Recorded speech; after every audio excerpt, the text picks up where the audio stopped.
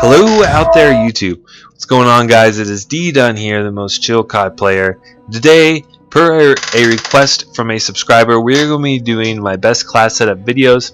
This is going to probably turn into a series because there are so many variants within the game, and my classes and my attachments kind of change depending on what variant I'm using, which is different than probably a lot of other class setup videos you've watched. So if you watch this one, I recommend sticking around for all of them. I have a lot of guns unlocked so we can cover a lot of them. And today we're going to be covering the assault rifles. So first off, and these do not change very much, I think the only thing that changes is going to be the LMGs and the shotguns. So sniper rifles, assault rifles, submachine guns, this is all going to stay the same. And that is low profile, blind eye, toughness, and scavenger. Low profile I feel like is essential because sometimes your teammates feed kills, or sometimes they're capping flags left and right, and they can pick up a UAV pretty easy if they're running support with threat detection, and they pick up a UAV that can end your streak in a hurry, and you're running 30-45 seconds where you're getting pre-aimed and pre-fired. So I always recommend low profile. Blind eye you can do without, especially if you play TDM. You do not need blind eye, but a lot of times in domination, once again, your teammates are feeding the enemy team kill streaks, or they're just capping enough flags to where they're getting a kill streak. So I think blind eye is almost a necessity. Toughness is a necessity whether you're playing on a modded account or against tryhards. And scavenger, since I play on a modded account, even whenever I play against sweaties, I don't put on blast suppressor, simply because in advanced warfare your movements are so quick that you can change position and you can get from one side of the map to the other so quickly that honestly, even if a good player notices that notices your ping, they may know what side of the map you are, and in some instances they may set up and camp you out, and in that case, by all means you can run blast suppressor, but I really don't feel like it helps you out a ton. I know everyone says the blast suppressor is a crutch perk, but I really don't think it is. Like I said, I can do well against really good people, and I can do well obviously against bad people, but I can do well against good people not running blast suppressor. So I really don't think it's a necessity. My score streaks are really simple: UAV and system hack. On mine I prefer threat detection, extra time, and speed. If you want to change that up, say if you want to take off speed and run support, you can do that if you feel like you're not quite there as far as skill level to get an 850 point streak consistently. But for me, that plus 300, it just takes so long to get that first UAV. It really isn't worth it. And speed lets you see people almost in real time. And then on my system hack, the best bang for your buck in my opinion is going to be extended time and disable XO. For a really long time I prefer to run just double extended time, but if you're moving fairly quickly, if you're reading the spawns, getting kills quickly, you can cycle through your system hacks fast enough to where you don't really need that double extra time. Now you can in ground war run double extra time just to really pound it to the enemy, because you're going to be running into so many people that you're going to be picking up those kills quick enough to where you're not going to have to worry about your UAV running out. And that's the big thing. You want to keep your UAV and your system hack kind of close together so that you don't run your UAV out before you can get another one. That's the big thing. You always want to cycle your UAVs. So no matter what you run besides your UAV, you want them to be close in proximity and point value, so that you can just keep cycling that UAV, because that is the most important streak that you have, is the UAV. Now let's go and get into our attachments for all of our guns. We're only going to be covering the assault rifles today. So the base variant, the assaulter, the carbon, the About 27, the base variant, the carbon, the virtue, and the obsidian steed, all going to be the same. You're going to want to run stock grip, and extended mags. If you're playing sweaties and you know, you feel like, you know, they're just playing faster than you, slap on quick draw.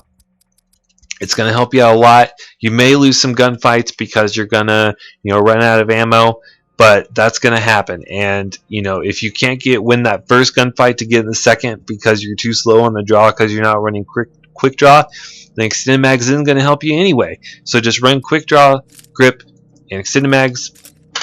The only different one here is the Virtue, which is a very accurate version of the Bal 27, and on this one I like to run stock, extended mags, and quick draw because you really don't need a grip. You just don't need it.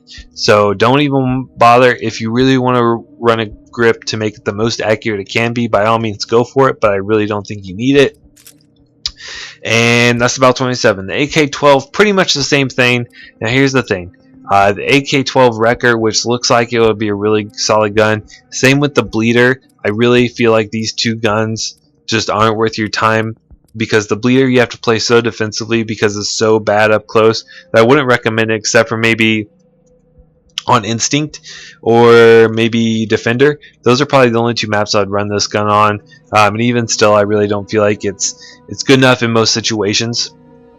And then the AK-12 Wrecker I don't recommend at all, because the one thing about the AK-12, since it is kind of a lower damage assault rifle, the one thing that it really has going for it is accuracy. And when you take that away from this gun just goes from average to below average. So both of these I wouldn't really recommend. There are a couple other variants, but they're really nothing special, so I would just redeem them for XP and stick to either the base variant, the feeder, or obviously if you have the AK-12 RIP, definitely use that. But on these, you're always going to want to run stock on your assault rifles, and this one you can get by with either quick draw and extended mags, or quick draw and grip, or grip and extended mags. The thing about it is, like I said, it's really accurate, so if you really want to bump up the accuracy to the next level, you can run a foregrip, which I would tend to do, or you can run a suppressor. It has a really good range. It takes 4 bullets to kill, so it's not like it's high damage, but it has a good damage over range. So a suppressor is a really good attachment. Now if you have the base variant, so if you could see here, like on the feeder, the iron sights here, they're really clear. They look like a lot of other AK-12s from previous Call of Duties. But if you come over here to the base variant, it has this really weird kind of obstructive view, which I actually kind of like it. It kind of is just like a little mini red dot to me. I know for a lot of players it's going to be a little bit obstructive. So if you want, you can either run the red dot or the target enhancer. The ARX-160, unfortunately, this gun is kind of poopy, unless you have the steel buy or the hole puncher.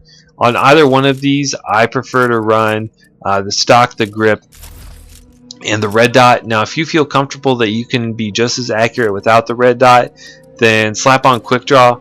Same with the ARX, has 45 shots in the clip, so you're not going to need to run extended mags, and the reload pretty quick. You don't have to really worry about the reload on this gun. So you just don't need extended mags. Don't even bother with it. Now HBRA-3 is a little bit different. This is probably overall the best overall assault rifle in the game. The great thing about it is pretty much every variant is decent, except for I think the Cowboy doesn't really do much for me. But the Average Joe and the Raider could be, you know, elites. Honestly, if they were, you wouldn't really know the difference. The Bare Fist is actually pretty good, but if you have either one of these two, which you probably at least have the Average Joe, I would pick either one of these two over the Bare Fist. Now on the Average Joe or the Raider, since it has -1 accuracy, you pretty much have to run a grip. Since it has minus ammo in the clip, you pretty much have to run extended mags, and like I said, you pretty much want to run stock on every single assault rifle. So there's your class setup for the Raider: grip, extended mags, and stock.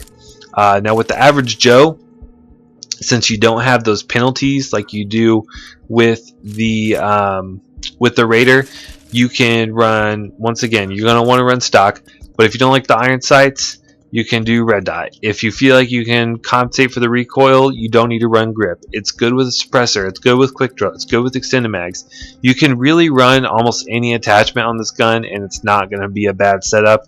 But if I had to prefer one, because of the -2 handling, I feel like it handles really slow. So I like to run quick draw, grip, and extended mags. Or I know I've been saying that, you know, stock is essential. I think it is for pretty much all players on assault rifles. But if you feel like without it, quick draw, grip, and suppressor is actually really, really good. Lastly, the IMR. The best variant by far is the Impact.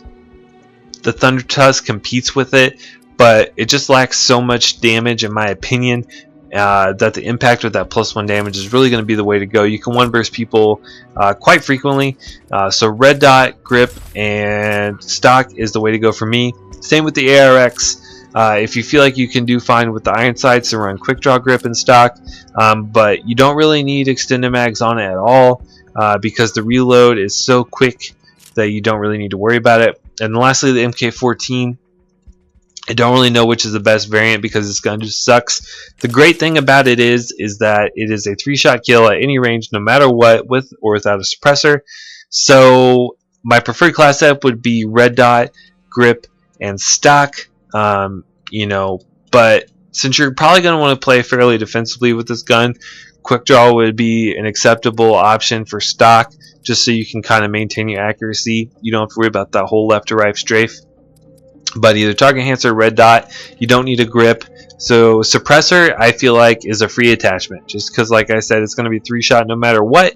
So suppressor, pretty much always want it. The red, you're going to want to always run it. The iron sights are pretty poopy, so once again, red dot sight or target enhancer sight. And then you can either switch up between quick draw or stock, and I feel like that's the best way to go. Now, when you throw on 3 attachments with these, like I've been recommending, you're gonna have 1 extra slot left open. So what I've been running on mine is the Atlas 45 pistol. It's pretty strong. You can get, you know, I don't think there's any fire rate cap. So if you have a decent trigger finger, which I have a decent one, you can pop out people pretty quickly at close range. And I think it's only a 4-shot kill at long range. Let's see here. Let me just pop these imaginary peeps real quick, and we'll find out. Let's see, 1, 2, 3, 4. So yeah, even at a really long range, it's only a 4-shot kill, so it's a really solid secondary. If you want to run stim, you can do that. One thing you're going to want to do here is the way you really want to run stim is, say, you know, you take a guy out and then some guy starts shooting you and you duck behind cover. Instead of waiting, you know, a full 4 or 5 seconds, what you're going to do is just pop stim on and then immediately pop it off, and you'll be at full health, and then you can get right back into the action. And then if you want to run a launcher, run a stun grenade, an EMP, or a Simtex, or you can just run 1 lethal streak. I think the best one out of all of these is either the Warbird or the bombing run. Personally, I don't like to run the bombing run because it takes you out of the action whenever you have to call it in, and it kills your momentum because you're going to find that you put it over half the map in front of you. Well, you can't go there. So, you know, you call it in, and then you just have to stop in your tracks and wait for it to go through, which kills your momentum. I like to run the Warbird with Defender. I don't think extended time is worth your time to get, so just run Defender or Aggressor. You can call it in, set it and forget it, and get you kills. So anyway, that's all of my class setups with the assault rifles here in Advanced Warfare. Let me know what you guys think. If you enjoyed the video, then leave a like. If you hated it, then by all means dislike it and leave me a comment why. Make sure to check out all the links below in the description. Next, we're going to cover the SMGs. We're also going to be doing, you know, assault rifles, you know, a real sweaty try-hard class, an objective class. We're going to be covering all of these throughout this series, so if that sounds interesting to you, then stay tuned. If I haven't mentioned it already, check out all links below in the description. And if you're new and you enjoy my content, a subscription is always appreciated. And I will see you guys in the next video. Bye.